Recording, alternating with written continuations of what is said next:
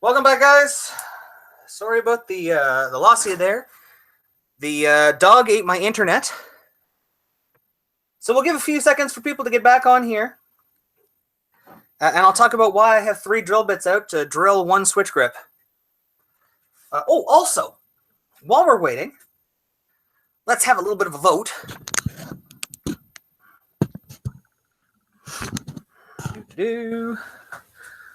All right, guys, let's have a little bit of a vote. Turbo. Whoa, you guys are way off kilter here. Let's try that. There we go. Now I'm straight. Okay. Turbo sent us some of the really cool new colors for switch grips. So I'm going to let you guys help us pick here. So, of course, first we got black. Good old original black. Then we have blue. A nice light blue.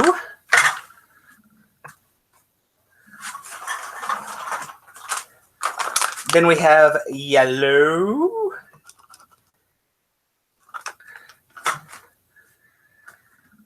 The one I was thinking of using, though, and I'll leave it up to you guys. Orange, which matches the lettering on the ball. So I'm going to let you guys decide. Tell me in the chat which one you guys like best. And that's the color we're going to use.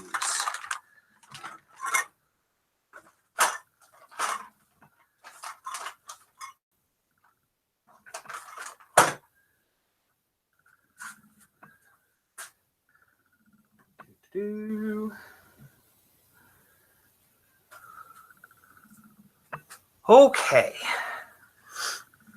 So we've got 11 of our friends back here.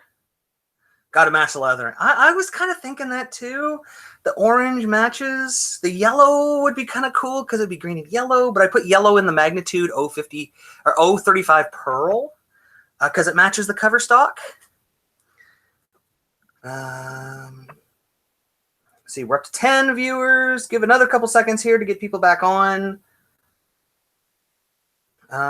Hey guys, if you could do me a favor, it'd be really cool. If you could share the second part here. We're doing the green one, the Beyond Ridiculous. The green with the. If you guys could share this on YouTube and let people know where the new one is, just so we can get people back here. I want to get up to about 15 people before we start drilling again. People. Do.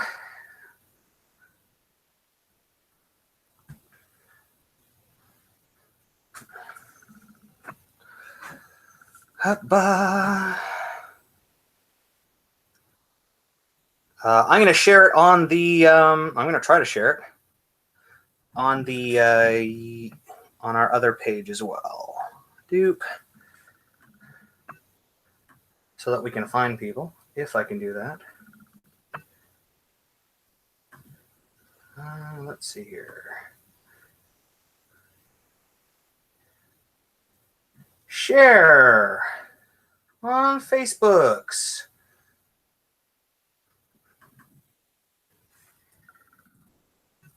Everybody want to know what my password is for Facebook so you can log in and take all my stuff?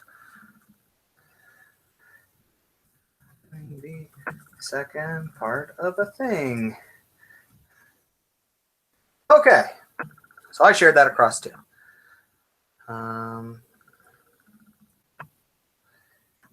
Okay, so we are up to, let's see here, 13 viewers. 2 more people. Come on. I'm hoping to get my intel and Beyond Ridiculous so I can bowl a Pro-Am in Shawnee this year. Cool. Yeah.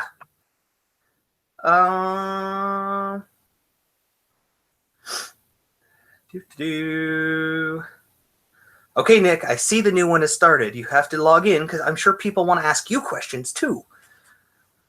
It's late enough that his daughter should be in bed now, so he can actually join in and answer some questions while I'm drilling stuff, because not always will I have the opportunity to do so. So let's see here. It's okay, Nick. All right, so let's get to drilling. So as I was saying, I have 3 bits out here to do my switch grip. We may have some more CTD reviews coming up. We've reviewed pretty much the line that's there now, except for the hook juice. So when we get some of that, we'll review that. For switch grips, I know they've put lots of training videos out for people. When they say use multiple bits to drill your hole, they're not kidding. There is a thing called bit deflection.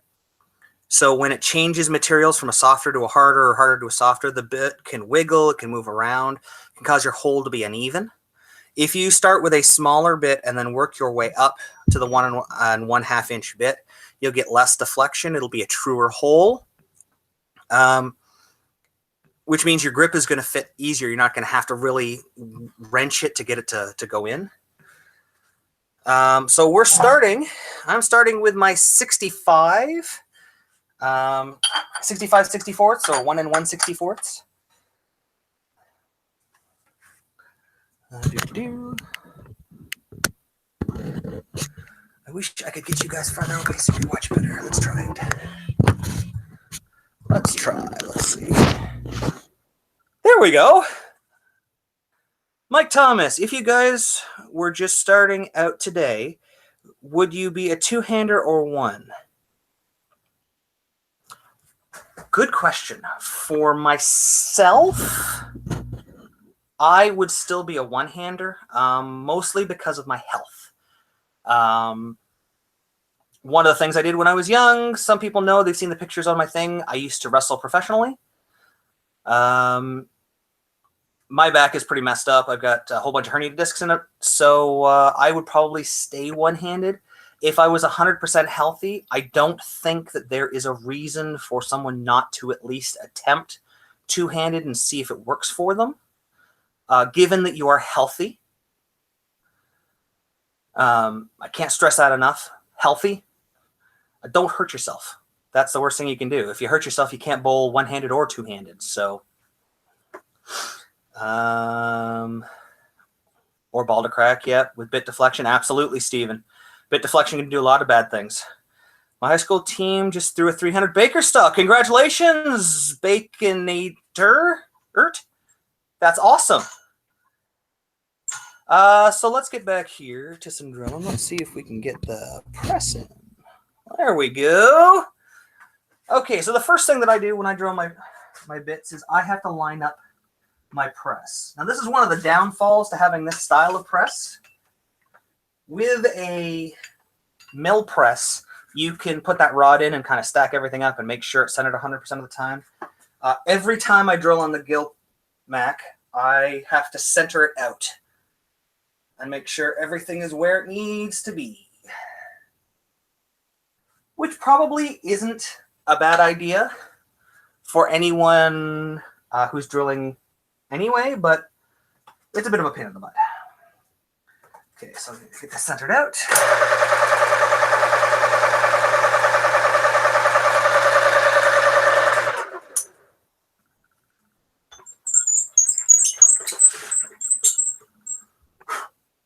Perfect.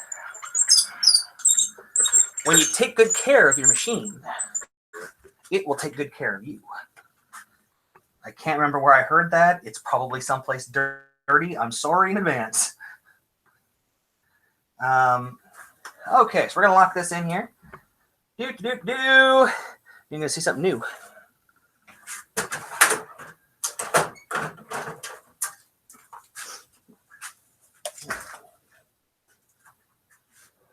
Luke, I am your father. Woo!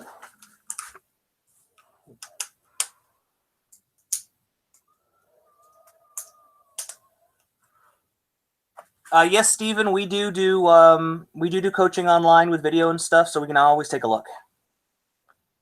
What later are you going to drill? We have laid out a motion hole. It was in the first part of the video if you guys missed it. Like I said, the dog ate my internet. So this is a 2-parter. The first hour, we talk about the layouts, we talk about the intel, we do all sorts of good stuff.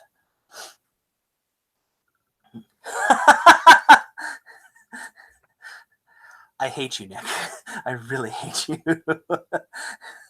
I am not tested for this because of my beard. It doesn't give me 100% seal, unfortunately.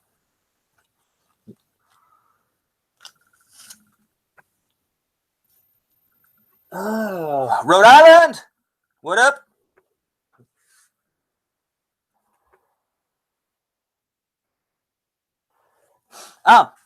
So when I'm just drilling, it usually takes me from taking it out of the box to putting it in a customer's hand for the first time. It's usually about 30 to 40 minutes, completely laying out and drilling. Definitely taking longer now for you guys, so I can answer questions. All right, let's rock and roll.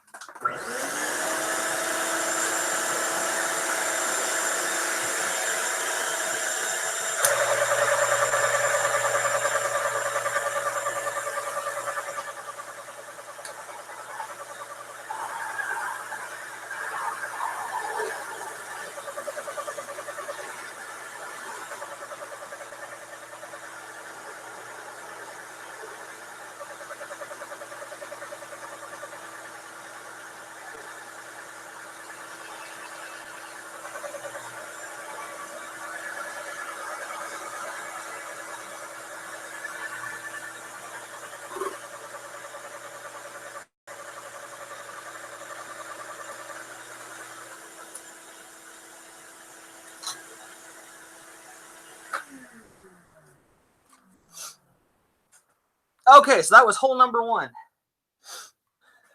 As you can see here, I'll bring you a little bit closer. We put hole number 1 in it. That's the 65 64th. You see it's nowhere near my cut. That's just giving us a nice hole to start with. Self-taught driller or taught you? Both. I used to work actually as a center manager in training for Brunswick. And we had an old Gilmac in the back, which is why I love these things. And I was able to learn on it just by drilling stuff. And then I was able to work to learn with Mark Buffa of Buffa Distribution, who is a master IPSIA trainer. I went to classes and actually learned how to become a better driller. Because anybody can put holes in a ball, but it takes a pride and an attention to detail to be a good driller. And some people learn that just from working with other people, with other master drillers, which is totally fine. I was really happy to work with Mark Buffa because, 1, he's Canadian, and 2, he is a very incredibly knowledgeable person when it comes to drilling. Is it green all the way, or does it become blue? No, it's green. Just green. You guys like that view? Is there a reason or a preference? What do you mean? I'm going to take this bit out while I wait for you here. That was my 65. Now I'm going to a 1 1/4 inch bit. So this would be a regular slug size bit.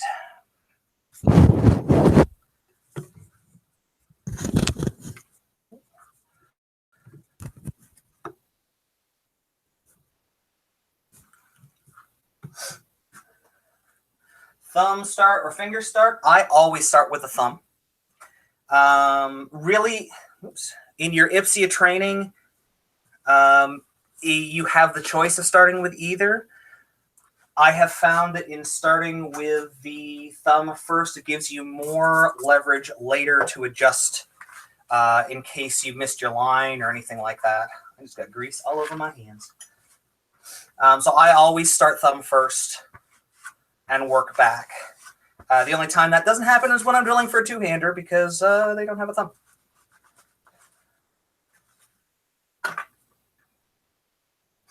Okay, this might get loud. I'm warning you guys in advance.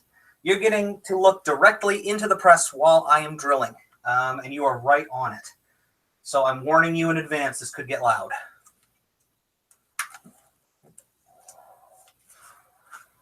Get my respirator back on. Here comes the vacuum.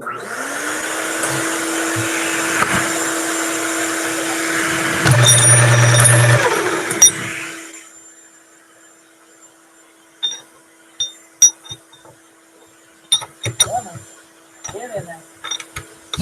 Watch it, please. There we go. All right.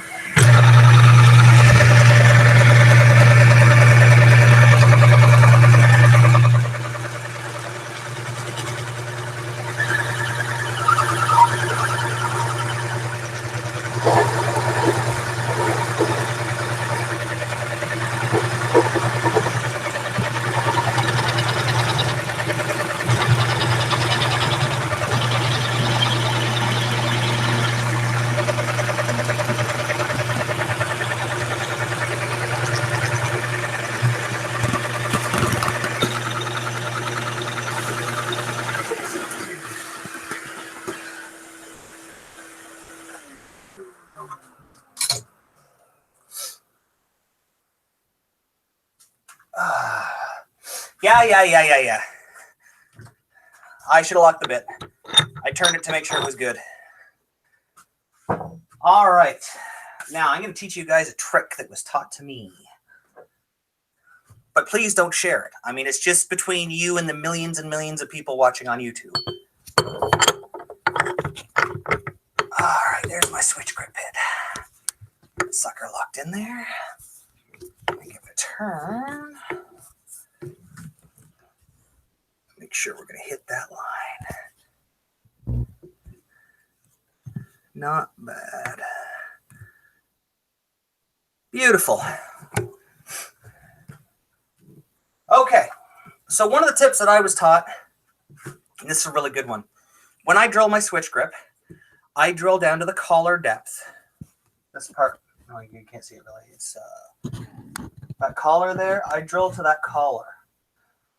Now, what I do is when I'm done with that, I actually hit it with a bit that's just slightly smaller and go down less than a 32nd inside that hole, just to create a small ledge.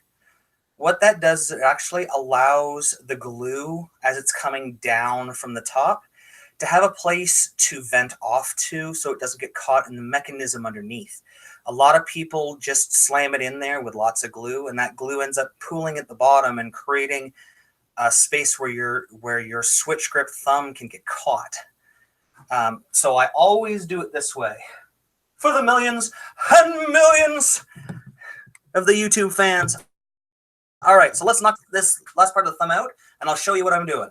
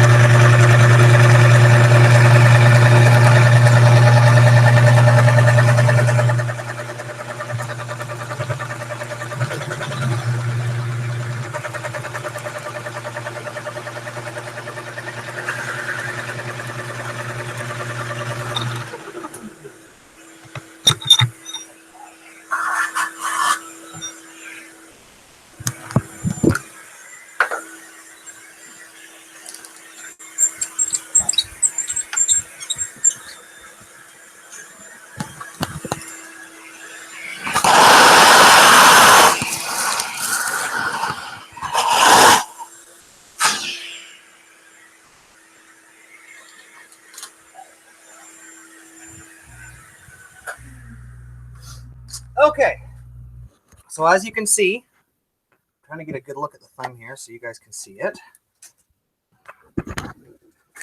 In the very bottom of the hole, you see that there's just a tiny lip there, just very, very small. That's going to give you a lip for the switch grip to sit on, give you some room for the glue to get away, and it's going to give you a better fitting switch grip thumb. So let's get this sucker installed. Let's get you pinned back up here.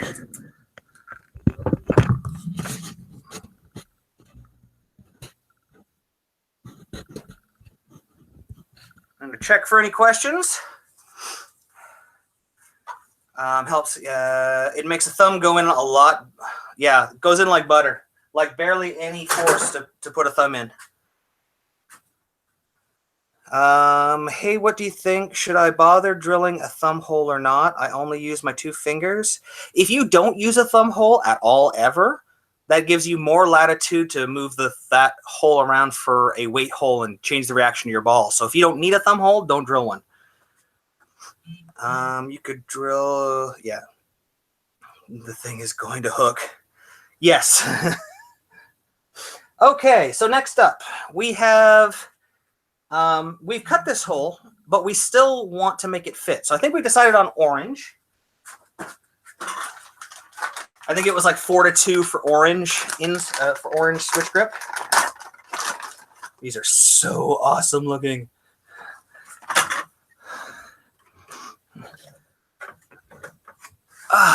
Another important tip is preparing your switch grip. I just run some 220 or 120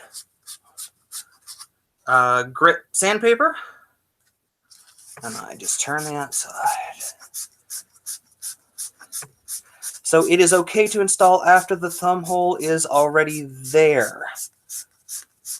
For switch grip, yeah, if there's already a thumb there, you can install one right in the same spot, no problem. So we've got this done up with a little bit of surface on it. Let's get out our slow zip glue from Turbo. Now, a lot of people make the mistake when you are putting the glue in for the switch grip. You actually want to put it right on that line between where the outer cover and the inner core, the inner outer core meet. So it's about a 1/4 inch down from it. It will prevent cracking later and gives you a nice tight fit because the glue is going right into the part of the ball. But before we do the glue, we have these really cool, gigantic sanding discs from Turbo as well. They have a little piece that sits inside them, so you can only work just the outside. And make sure that the hole is nice and clean for when we apply that glue. So let's just get some.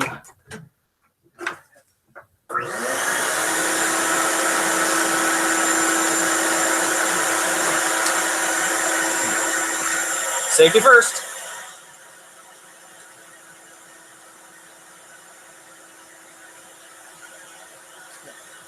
Safety is #1 priority. Okay.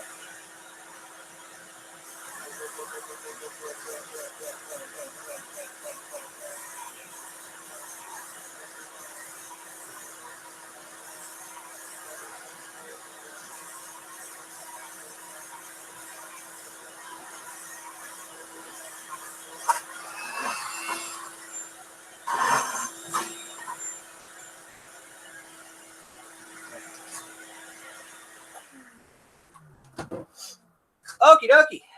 All right. So we just want a dry fit to make sure it goes in okay. Look at that. Slides in and out like butter. Like butter. Yo, is that really Nick Porter? That is really Nick Porter.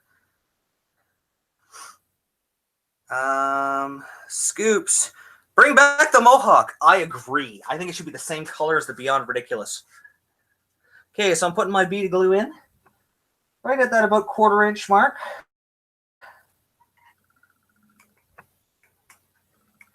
And I go all the way around. Now don't drown your switch grip, please. It needs a bead of glue. It doesn't need an ocean. All right, let's tap this thing in. Won't need much.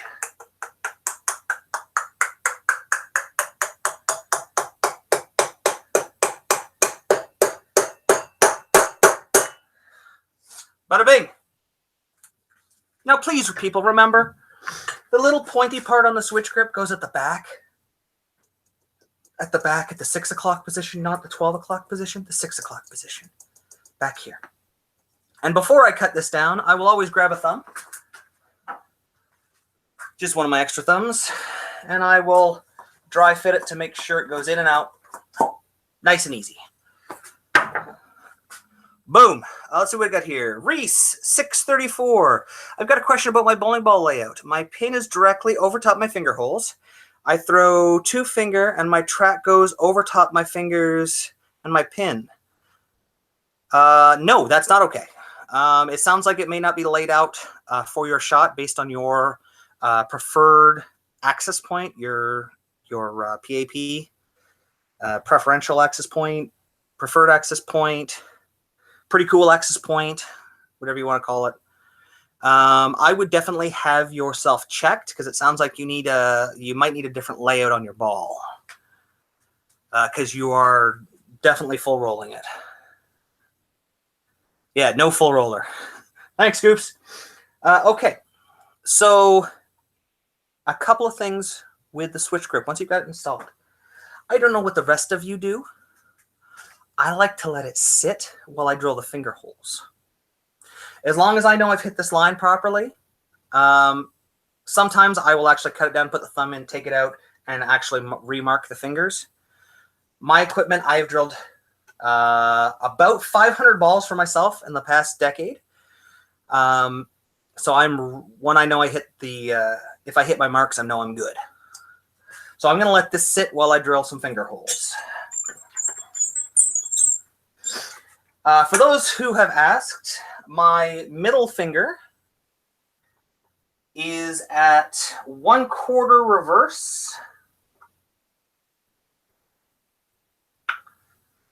My ring finger is at 1/2 reverse. And my thumb is at 3/16 reverse.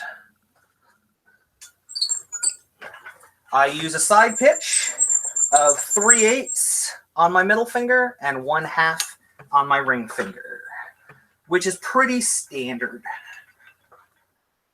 For all you guys who drill 1/4 inch and 1/4 inch on fingers, I would talk to your customer because that's a good way to crack a ball, a very good way to crack a ball, because they're going to meet. At 3/8 one way and 1/2 the other, you can pretty much drill to China, and those finger holes will never meet at all. So you don't have to worry about that issue. Mike Thomas, I love the switch grip. I don't know how I ever bowled without it. You and me both, buddy.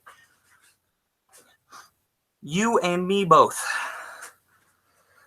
The guy that does the drilling at my home house does not do switch grips. I am sorry to hear that. Switch grip, probably the best investment I ever made in bowling. To know that my ball is going to fit exactly the way I want it from shot to shot, from ball to ball. I think interchangeable thumb assemblies, whichever company that you prefer, if you have more than 3 balls in your arsenal that you take with you any place, I think switch grip is a must-have. with whatever company that you want. As I have always said, I prefer Turbo. I've used Turbo for a very long time. They've been very good to me and to the show. I still have my very first thumb that I drilled 10 years ago when we started doing them with Switch Grip. I still have my first one, and it still works perfectly. It doesn't fit anymore because my thumb has changed, but they last forever. Justin Hill, what up, Rob? So cool to see you live. Love the channel. Thank you very much. The Tenacity, yes, we have those. We're going to be reviewing them this weekend as well. Okay, let's get some fingers. Do you guys want to watch close up again as I drill the fingers, or do you want the far away view? You tell me.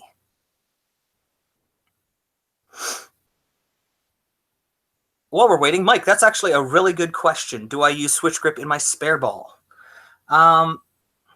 Yes, in my current spare ball, I do. Let's see if you guys can see me. In my current spare ball, I do use a Switch Grip, but I do not use a plastic ball. I use a urethane ball for my spares. I have about a 30-something-year-old Wine Rhino that I use. Switch grips actually are not recommended for plastic equipment. The plastic flexes much more than resin does, and it can cause some problems with the outer. And this is the same for any interchangeable thumb from any company. They're not really designed that size of hole to put in a ball into a plastic ball. It's just not really designed that way. It can cause you some problems. So I made the switch about 3 years ago to urethane, a very, very weak urethane drilled over the label. And I've never switched back because I can use my Switch Grip thumb in it. No cracks, no wears, no nothing. It's been perfect. Let's see here. We got, holy moly. Close. Yes, close. Bring it in close. Balls deep. Up close was cool. You guys got it. You're the bosses. This is your webcast.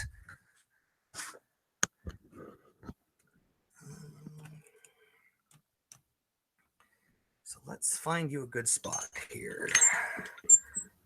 Let's find a real good spot.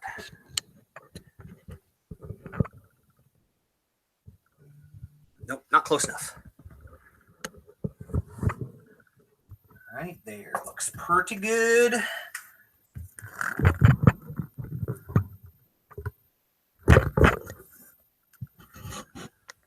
Okay, and we'll adjust that so you guys can see. Drill cam. I'm going to move some light over so you guys can see. Do you suggest using a basic spare ball, say with a pancake core, or a more fancy plastic ball with a big core? The simpler, the better. You want your spare ball. I mean, I only use my spare ball for 610 and 10 pin, pretty much. Everything else I'll throw my regular shot at. So I want my spare ball to be as flat and as controllable as possible. So I tend to use a pancake weight block or less in my spare ball. But as Nick said, that's up to the bowler. Okay, so we got some good light here. Let's make sure we are lined up. So we're gonna pull back.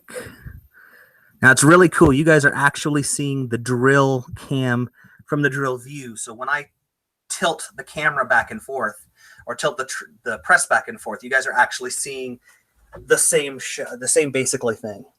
I think that's pretty cool. Columbia Blue Dot. Cool. All right, we're getting loud again. Watch your ears.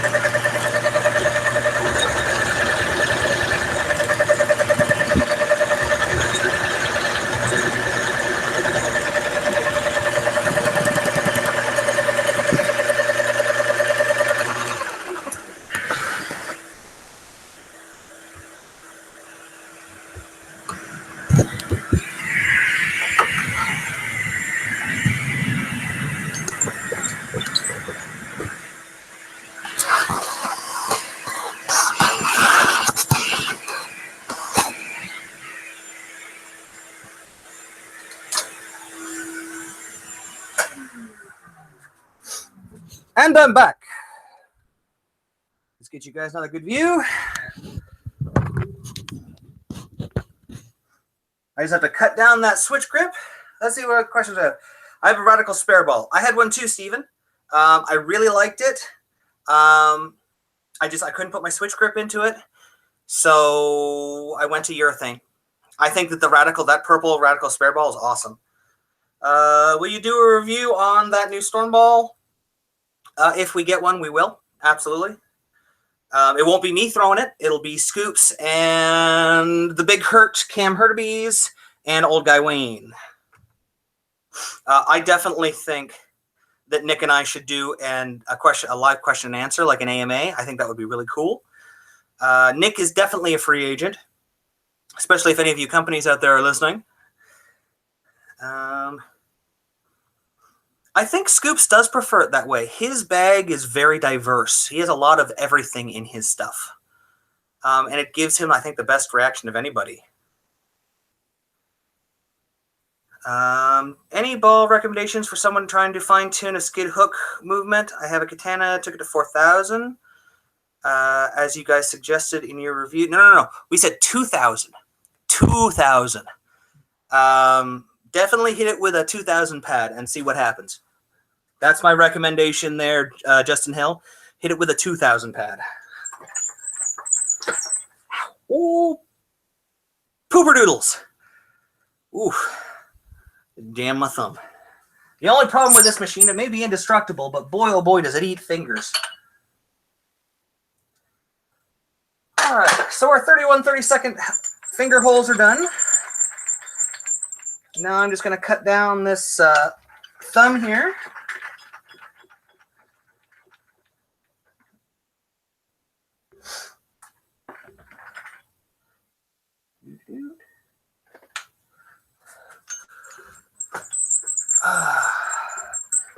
All right, we got everything set. I'm going to keep you guys back for this one because this one gets a little messy.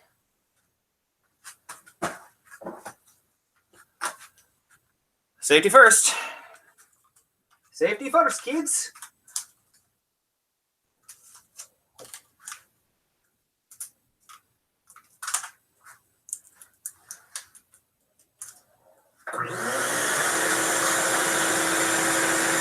All right, here we go.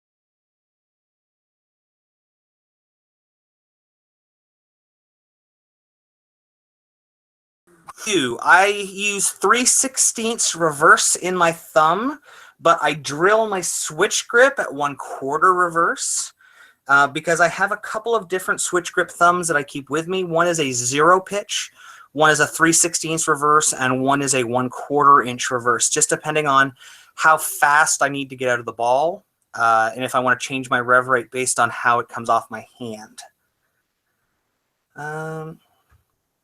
Okay, yeah, 2,000 is really good. 2,000s are real good for it. If you need the ball to be a little more snappy down lane, make your last pass on the ball. If this is your fingers, your last pass should be this way. This will get you length.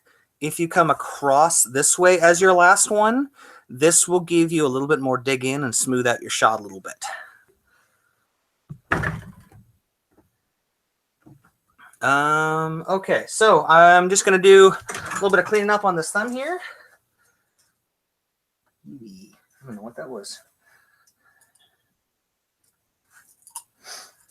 This is my famous thing that I do. I'm going to bring you guys closer so you can see it. It's something I do. I don't know if anybody else does it, but it's what I do. So there. If I can get you closer.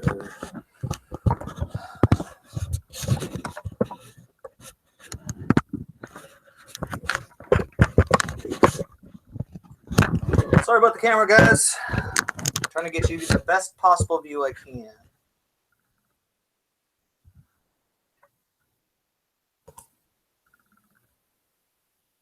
All right, so you can see there, I got a little bit of ball bite. I made a mistake, and this is a good piece of information for any pro shop person. Your plug cutter, do not get it sharpened. A blunted plug cutter is actually better than a super sharp one. As you can see, my super sharp one, I barely even touched it, and it just took a little bit off right there. Which is fine because I'm gonna, like I said, I'm gonna hit this with surface anyway, so that'll get matched up. But do not sharpen your plug cutter unless you absolutely have to. Let me put it that way. So what I take my little thumb here, my mini knife, and I actually clean out the material from the switch grip by hand around the top. Because I try to make this as smooth as I can without causing ball bite.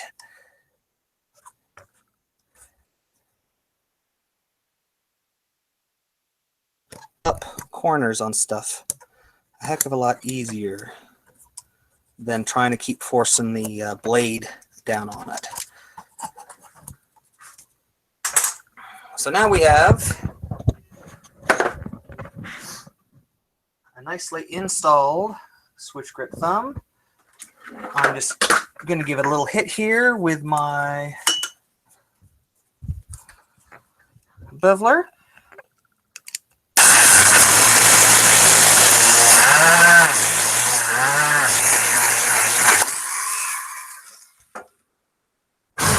What I forgot there was my oh god, that smells. I forgot to turn on my vacuum. Damn it. Keep dropping stuff. Darn it, darn it, darn it. Okay. So, let me get a vacuum.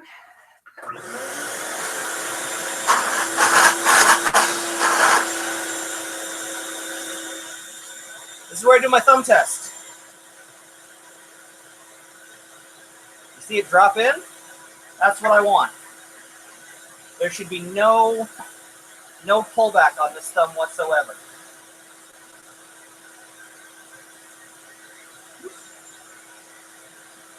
Boom. Beautiful. Nice and flat to it. Easy peasy. You can see one finger.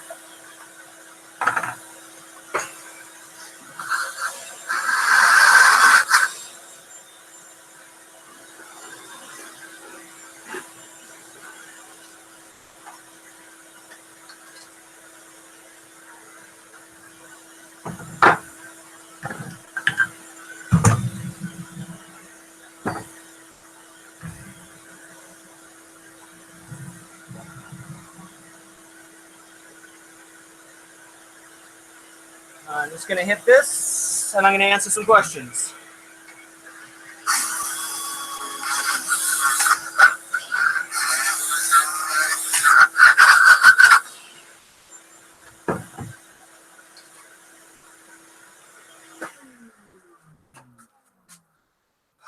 Let's see here. Well, I've been sanding my own stuff for about a year, and I've never thought about which way to pass. You know what? I want to do a live thing about that. It makes a big difference on the direction and the speed and the amount of pressure that you apply when you're surfacing. Hilton, is there word on if Radical is going to come out with urethane equipment? I don't think it's a secret that Phil is not a fan of urethane. He made a joke about, they'll talk about it in April when he's back up in Muskegon. So that's probably where it's going to go. So I'm just going to make sure that slides in good. And I guess we need some grips, don't we? I guess we need some grips. As you can see, that's super, super easy to get in and out.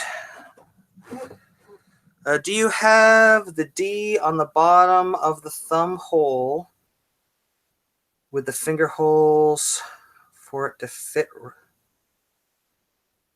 D on the bottom of the thumb line. D. I'm not sure what you're talking about, Bacon. On the bottom thumb line. Up with the finger holes. Yes, I just have the lines on here so I can make it fit right to my hand. So I'm going to actually jump out just for a second and grab my bag.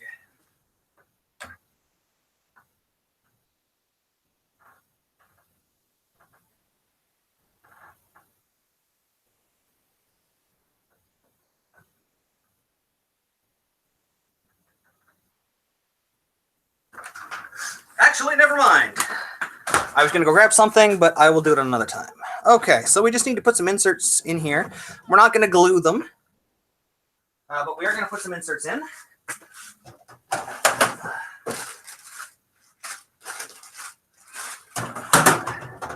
As I said, I use the Quad Pro, the Classic Pro from Turbo.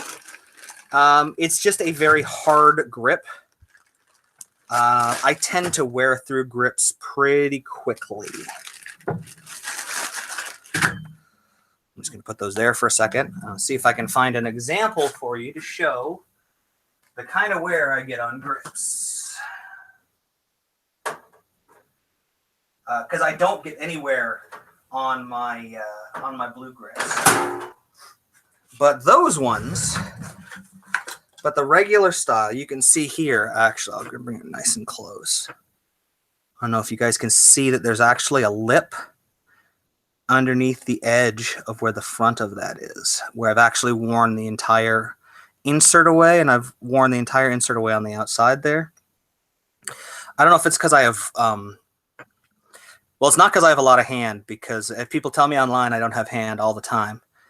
I think I just have rough fingers.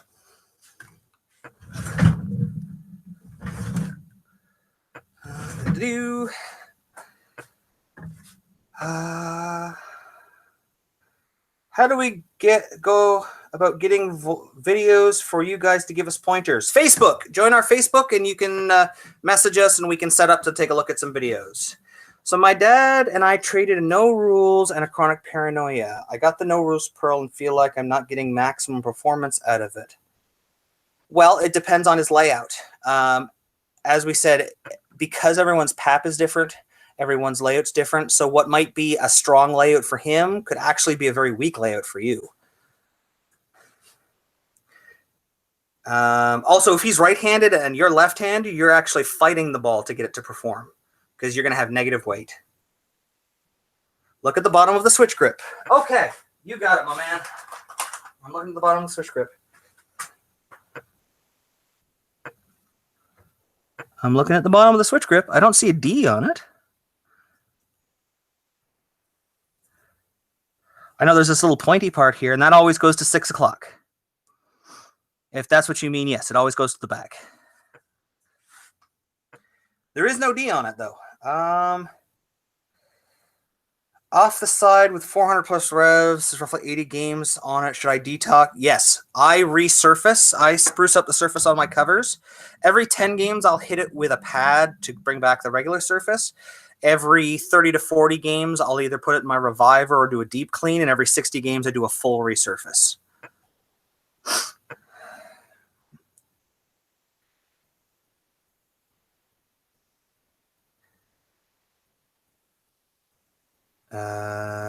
Justin. I think I missed something here for Justin.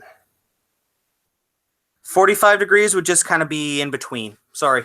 If you're going across this way because your track's going along it, it might make it inconsistent. When you're going across this way and your track is crossing it, it's hitting the peaks, which is causing it to grip a little bit. When it's going this way and your track's going this way, it's going with the groove, so it's channeling the oil around the ball. For tournaments, how many balls do you carry in? Oh, it's on the other sleeve. I didn't even look. Let's try.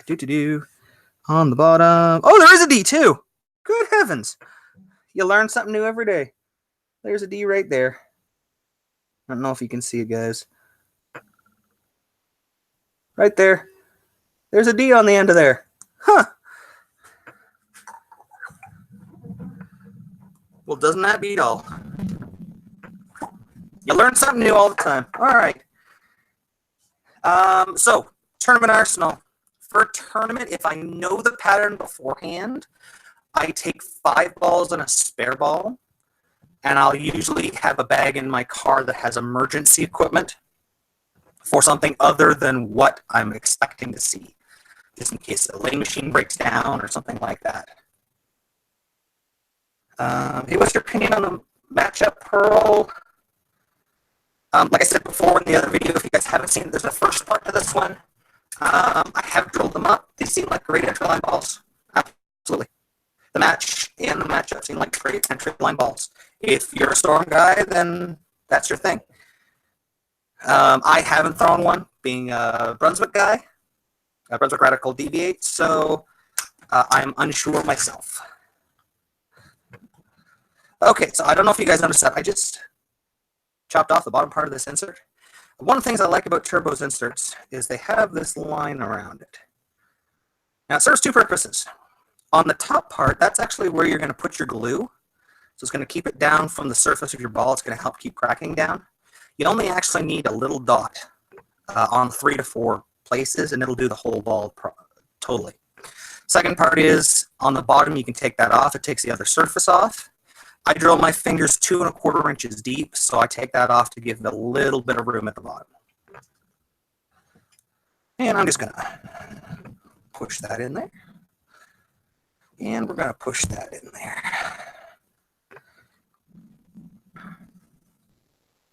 As many as my car can hold. Yes! Nick and I went down to an event and we took a whole bunch of equipment, and it was he's got a station wagon, being that he's a family guy now. And wow, he has a red station wagon, just like Peter. But we filled his car. Yeah, look at where it sounds a bit crackly all of a sudden. Could be. That does happen. If you wear grips, you'd suggest the blue quads. Yes, these are the classic pros. The durometer on a regular set of inserts, I think, is somewhere around 25 or 30, so pretty soft. The durometer on these ones is closer, I think, 50 to 60, so they last much, much, much longer. I have actually not been able to wear out a pair of these yet. So I bet you're asking yourself at this point, when are we going to drill the motion hole in the back, which we've nicely laid out? That's going to be right here. Well, the answer to that is we're not. One of the most important things that you do when you're drilling a ball with a motion hole is you want to see what the reaction is before you put the hole in it. Because this reaction might be perfect the way it is. I may not need that angularity down lane. So before I put a hole in, I will actually take this to the center, probably tomorrow morning, because I have league tomorrow night, and I'll throw a few shots on it just to see. The other thing is I have to actually weigh to find out how much top weight I have. This ball currently has 3.1 ounces of top weight right on the box there. Usually my motion hole equipment, I tend to keep it between 2.4 and 2.7 ounces top weight. So I'm pretty sure I'm going to have to pull these insert out and drill the fingers a little bit deeper if I put the motion hole in. But as I said, I can't do that until I throw the ball. So to this point, we see our CGs in the center, pretty much center of our grip. So we know that our side weights and our finger thumb weight is going to be fine where that CG is located. So the next thing I have to do is I have to throw this ball. Can't do that right now because it's 9:32 at night. Holy moly, we've been online for 2 hours. You guys are amazing. So I'm going to have to do a separate video on that. Darn, you guys are going to have to listen to me do something else again. So now that we've drilled all this, though, I'm opening up the floor. I got nothing else to do. I got no other drilling to do. No, I got black grease on my forehead. Get this up a little bit higher. You guys like my horn right here? I had a brain tumor that was growing right there. Now I got a little bit of a wavy spot because I had like a horn. But I'm feeling much better now. Do I have a ball color that I just love? Well, Phil likes a black ball. I think I am partial to 2 to 3 color balls. I find it a lot easier for me to read my tilt and my rotation and such off of them in case I'm doing something funky. So I can see how the ball's rolling, where it's spinning up and stuff when I've got multiple colors. However, if you have a dark ball, you can just do really bright finger holes and you can see the same thing pretty much. I'm trying to think. I like black with a gold stripe, just like my Helix. That's one of my favorites. The mic is messed up. Oh no. Can you guys hear me okay? Have you ever seen a ball with 1.5 ounces of top weight? And how would you lay it out? I have gotten a ball with low top weight. I just stack it to the maximum point where I can put it. If I don't need a hole, I don't. The less I need a hole, the better for me because the ball won't start up as early. So yeah, if I had that kind of top weight, I'd just lay it out with my favorite layout, and I wouldn't need a hole.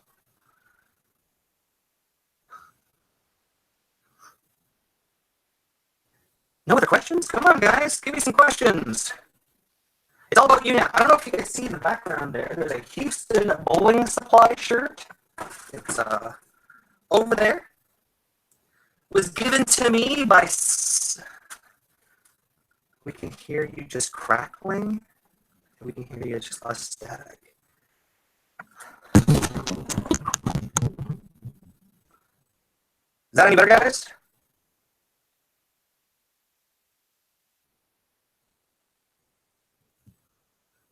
Carrying the skin of my finger. I keep tearing the skin on my middle finger. Can you fix this without pitch or...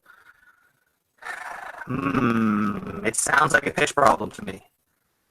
Now, pitch is actually something really easy to fix in bowling balls because you don't have to do a full fill and re-drill. You actually just fill the finger to the top of it. And you can drill right back into the same spot. And it doesn't change any of your span or anything, but you can change your pitches very easily. I have an old Hellraiser Terror pinned down that needs replacing. Anything close? Trying to move this stuff around to eliminate that crackling for you guys. The Hellraiser Terror. Let's find out. Let's look it up. Hellraiser Terror. Benefits of having the internet at your fingertips.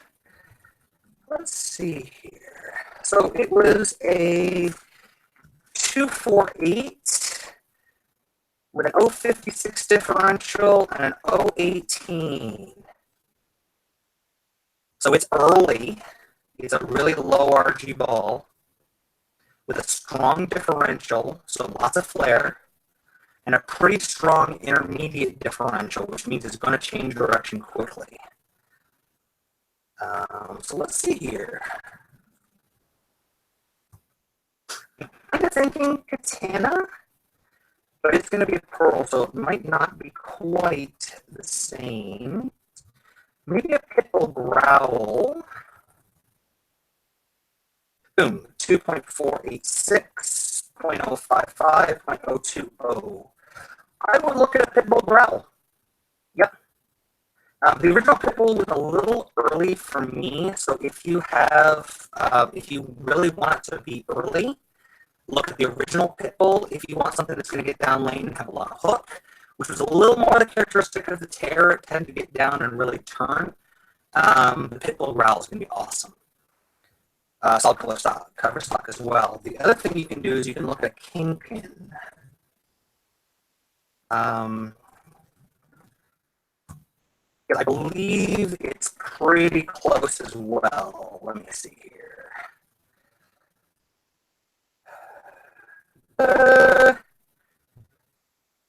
43, 055, 020. So yeah, either of those balls you'll be good with. As I said, the Kingpin has the dynamic core in it, which increases your hitting power and increases your carry. So you may want to look at that. Either of those two balls, great choice. My mic is still glitching. I'm sorry, guys. I'm sorry that it's still glitching.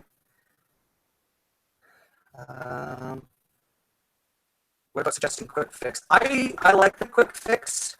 I feel like if we're comparing equal things, that dynamic core makes a really big difference in your carry percentage. You're getting 12, 13% more energy return to the pins. So it's like throwing the quantums, the two-piece balls. So anytime you have two balls that do the exact same thing and you can get a little bit more carry out of one, I take a little bit more carry. Yep, Blue aside. Any TV shows you love when you have time? Absolutely. Let me think. Mondays. I watch the CW-verse, the Arrowverse. So Arrow, Supergirl, Flash, Legends of Tomorrow, love those. Obviously, I'm a wrestling fan. If you've seen my stuff before, I love me some wrestling. I did it before when I was younger and not so broken. What are my big ones right now? Just finished Dirk Gently Holistic Detective, the second season. Highly, highly recommend it. Love Fringe. Love the new Star Trek. Done by the guys who did Fringe. And you can tell in like the theme music because it sounds very Fringe-like. Agents of S.H.I.E.L.D. Love me some Agents of S.H.I.E.L.D. Oh, and Curse of Oak Island. I love mystery things kind of like that, and that whole the money pit and things like that was really cool. Anything new that's close to the Melee Cross? Absolutely. Look at the Edge Solid. The Edge Solid. It's purple. The Edge Pearl is basically the Melee Jab. And the purple is kind of a cross between the cross and the Melee Hook. I don't find the Edge Solid as early as the Melee Hook, but it has the same amount of hook total. Do you like any Storm bowling balls? I say this a lot to people. I think that with the amount of R&D that goes into products now, I think every company makes really good equipment. As I said, the Brunswick Radical Deviate stuff matches up to my style of game better than anything else I've ever tried. So I stay with them. I have thrown other companies. As I said, I threw my 800 with another company's ball. But I still went back to Brunswick because I felt more comfortable throwing their stuff over the long haul. I can score better with Brunswick's product than anybody else's. Yes, Scoops loves the ranch. I tried getting into the ranch. Maybe season 1 was a little slow. I only watched about 4 episodes. I couldn't quite get into it. Maybe I'll give it another try. Anything else you guys suggest for watching? I go with a pretty high rev rate with 2 hands. I'm trying to learn one-handed release. I kind of got it with very low revs. Can I ask you, Reese, why would you not bowl two-handed? I said it before, if I was healthy, the rev rate that you can create and the ping carry that you can create, it's higher than most people can do one-handed. For every one EJ Tackett throwing it at 600 revs, there are 150 guys at the league level who can shoot at 350 rev. So if you can create that rev and create that carry, it's free pins for you. As long as you're doing it right.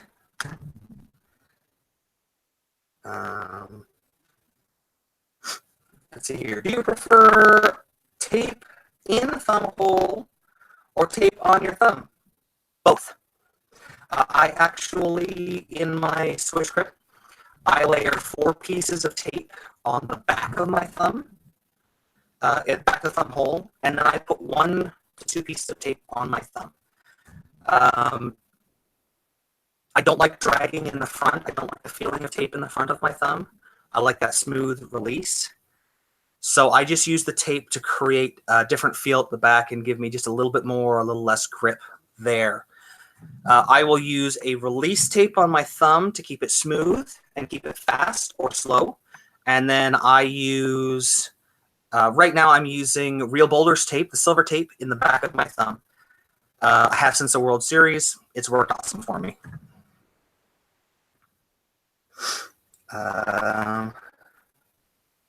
The Kool-Aid is stale? I'm sorry, what? I heard Black Lightning is going to be good. I've heard that too. I heard Black Lightning is going to be really neat, and it's going to be different than anything else we've seen, which is good because you don't want to get overrun with the same thing. What Brunswick bowl do you have? I have everything Brunswick has released in the last decade. But what I throw in my bag right now, I have my More Cash at the top of my bag, which I interchange with my Kingpin back and forth. I have a little longer layout on my More Cash than I do on my Kingpin, so it just depends on what I'm bowling on. From there, I have my Magnitude 055. Then I have an original blue and white pearl Freak Show from Deviate. Then I have the Vandal, the new Vandal Strike from Deviate, and the Katana, and then my spare ball. Those are my 6 that I keep at the center for my regular play. Outside of that, I have different balls laid out for different conditions. Oh, I'm glad the audio cleared up. That's good to hear. Mike Thomas, he actually did some video on using... I did, in fact. I did a 2-parter on tape, both on tearing tape and how to put it in based on where your thumb goes in the ball, in and out of the ball. It's a great video. I highly recommend it. Also, I'm in it, so it's pretty awesome. The only reason I wanted to learn one-handed, I guess I like the traditional way, looks better, and because I have just started learning. Hey, you know what? Throw both. Have that as a tool in your bag. That makes you a dangerous bowler. Because if you can get in deep with the high rev guys playing two-handed, or you can play straight up the lane playing one-handed, that gives you a tool in the bag that very few other people have. Just remember, your equipment has to be laid out differently, though, based on the weight rules for using gripping holes and non-gripping holes. Any tournaments coming up? Yes. I think this weekend I'm tempted, but probably not going to go to the Bowlers Tour in Buffalo. I was going to go, but then I got the new equipment. And, I mean, it's up to you guys. Would you rather have me go bowl a tournament, or would you rather have the new equipment videos?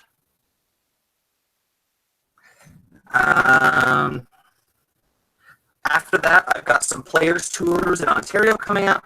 I've got some other events that I'm bowling, and then of course we've got the Masters coming up in Rochester. Tentatively set to do that, give or take my health.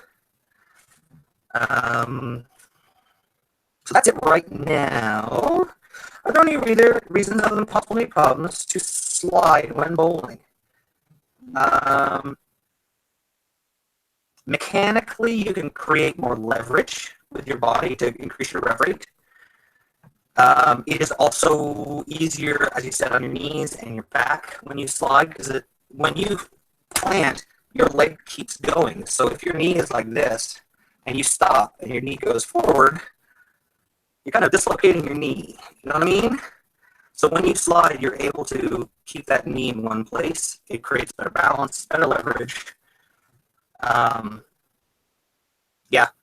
You know what? You want to talk to somebody? Talk to Jason Couch. He's had 1 billion knee surgeries with his plant style. Hasn't kept him from being a Hall of Famer, but talk to him about his knees. And you'll know why sliding, if you can do it, is good. Do you or Scoops or Old Man Wayne like or use double thumb? Absolutely. Double Old Wayne has a double thumb in a Mighty Guru that we drilled a couple of years ago. Very, very strong. It basically creates the maximum flare on a bowling ball you can. So for anyone who is speed dominant, so your rev rate is much lower than your speed, double thumb is a great layout to get the ball to actually read the lane and get to the pocket. You're also probably going to want to add some surface to the ball, some lower surface to get it to read as well. My Xeno worked really well on the cheetah pattern with my layout of pin down to outside my middle finger. Well, yeah, generally pin down layouts, depending on your path, will mean that you have a very large VAL angle, the VAL angle, which is the third number in the dual angle layout system, and that's how fast it responds to the friction. So you don't want it to roll off the end of the pattern and turn sideways. You want it to read, but then the ball will naturally get to the pocket. So cheetah, absolutely. I think if you watch the USBC put us some videos, and that was their recommendation, is throwing pin down with surface on things like the cheetah pattern. Are you bowling nationals in Syracuse this year? That is the same place that the Masters is being held. So I know that Scoops and I had talked about it. We just kind of have to see if we're going to get a date for it and when we're going to go out. We got a lot of friends out there in that New York area, Syracuse. So it'd be really cool to get out there and bowl the teams and singles and doubles and interact with fans and have a good time. Rate your favorite sport: baseball, football, hockey, wrestling. Oh, Lord. Mike, that's a tough question. Having played all of those sports at some point in my life, I really miss the interaction with people, the pops and the fan adoration and stuff. I really miss wrestling a lot. If my health wasn't bad, I'd probably still be doing it. That's a long short of it. So it's probably tied with bowling as my number one. Baseball would be my close second. I was a pitcher when I was growing up. I was a short, fat kid, and then a tall, skinny kid, and then a guy who really wanted to throw the baseball hard, and that's why I have no shoulder left. One crisp autumn day, I was out playing for my university team, and I started warming up, and I threw, and then my arm fell to my side, and I couldn't lift it anymore, and I torn my rotator cuff and my labrum in my shoulder, and that was the end of my baseball career. Hockey, I was a goaltender. Loved hockey. Goaltending with a bad back and bad knees does not work. And football, I'm really good at getting hurt at football, so this is going to be my bottom one. Any specific? Oh, pointer video. Yeah, the shorter the better, like 15, 16 seconds. A shot from directly behind your ball side shoulder. So if you're a right-handed bowler, a video from right behind your right shoulder. do the whole shot, and then one from the side, from your setup all the way to throwing the ball. Those ones give us the most help to look at your timing and your ball path and things like that. So that's, if you're gonna send us some stuff, that will be super helpful. All right, guys, it is 9:52. I've been online just under 3 hours. Holy moly. So let's take a couple more questions, and then I have to drill a bowling ball for a very special gentleman I met today, who is celebrating a 50th birthday tomorrow. So I am rushing to get a ball done for him for his birthday.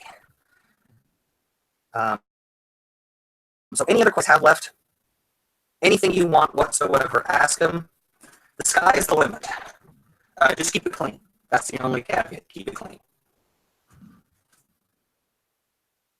While we're waiting for that, I'm trying to see if there's anything else really cool in here that I can show you guys from the shop.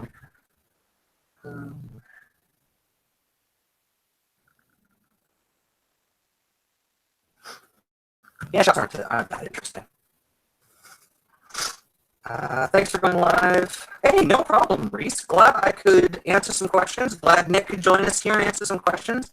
He has to be up super early in the morning. He leaves for work at like 5:30 in the morning, so he's the one who deserves the thanks for staying up.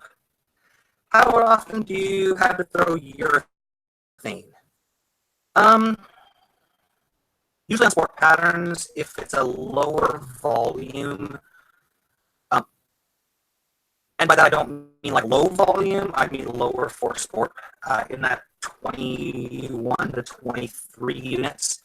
I might start with some urethane if I can't find a really good look with something else. Urethane is a tough one.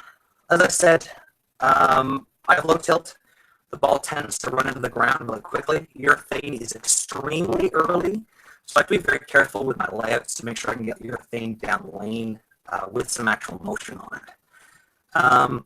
So I might throw urethane pretty much tournaments. I almost never throw it in the house. So yeah. Cool, sweet Parker Bone poster. Yes, I love that poster. Oh, I almost forgot. For you guys, for you 13 people who stuck around, and for the people who are seeing it later. So you guys saw my new jersey from Logo Infusion. They sent me some really cool samples of my other 3 shirts that I'm having made, without the logos, without anything on them. And while we thought it would be really cool, if we gave, maybe 1 or 2 of those away. So we're going to come up with a contest, and I think it would be really cool if you guys suggested some contests for us to give these away. These are our free, brand new Logo Infusion jerseys. So if you guys come up with some ideas, post them here or post them on our Facebook page, Laneside Reviews, all one word, on Facebook. You can find us. And give us some ideas, because I want to give some stuff away. Because we're just under 10,000 subscribers for YouTube. And I think it would be really cool if we could crest 10,000 and I could give away some jerseys and maybe even a bowling ball. But we'll have to wait and see. Let's see here. Yes, I saw the new ball. It's funny, actually, because when I was at Bowl Expo, I had a conversation with some people about this ball before it was released and before anybody knew about it, including myself. So it will be interesting to see it if we get it from Storm. As I've said, Storm is more expensive for us to purchase. It is the most expensive ball to purchase any of their equipment in Canada because of our conversion and our taxes and such. So we don't tend to get to as much Storm stuff because we got to buy it. And everybody puts in a lot of equipment, so if we got to spend $400 or $500 every month to get equipment to review, it's just difficult for us. But if we do get one, absolutely we'll review it. A live Q&A would be great if you get the master Q&A. Oh, let me tell you. Scoops and I spent some time with Chuck in Detroit at the league championships a few years ago. And my brain hurt after talking to Chuck. He is supremely wise to the point that I know that people from other companies will ask Chuck for help. And he does that. Chuck is just a genuinely, both Chuck Gardners, first and second, are just genuinely good people. Just really, really good people.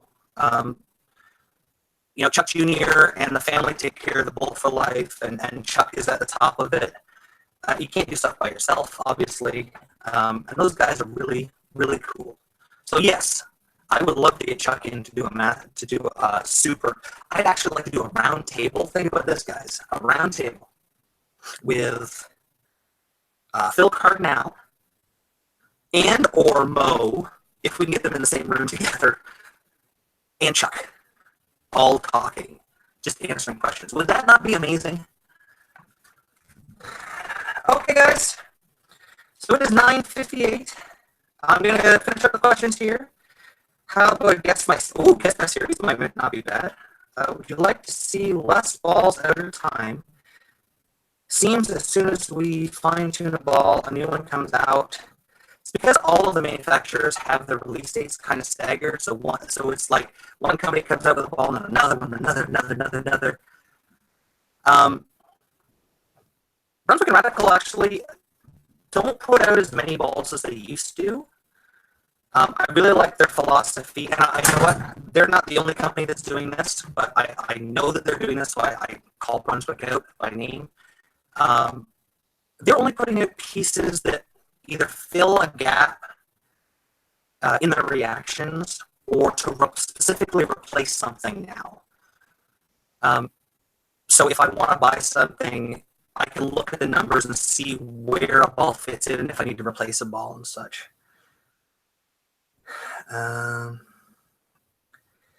Yeah, I know the audio. John, I know. We had some kind of problem with the microphone, which is weird. Okay, guys. It is that golden hour. It is 10 o'clock. So, from me here in Barrie, Ontario, Canada, at the HQ for Laneside Reviews, I want to thank you guys for watching very much. It's been a long one tonight. I want to thank Nick for jumping on and joining us. I want to thank everybody who came in over the two and, watch them, go back through and watch. If you guys have any questions, feel free to email us through Facebook at any time. I get messages at 2 o'clock in the morning. I may not answer them, mostly because my wife is going to kill me if I keep answering them at 2 o'clock in the morning. Yeah, send things through. We want to help you guys. Regardless if we're on staff or not, we are here to help you guys with whatever you need. So, with the balls on the market, do you see the USB changing the conditioner? Oh, that's a whole show on itself, the whole new USB-C proposed changes. Maybe we'll get into that later in the week. So thank you very much, everybody who's watching. Really appreciate it. Don't forget to go back and check out our other videos. Like, share, subscribe. Check out our Facebook page, Laneside Reviews at Facebook. Good luck. Good bowling. Keep the ball on the lane and knock down some pins. And until next time, guys, we'll see you Laneside.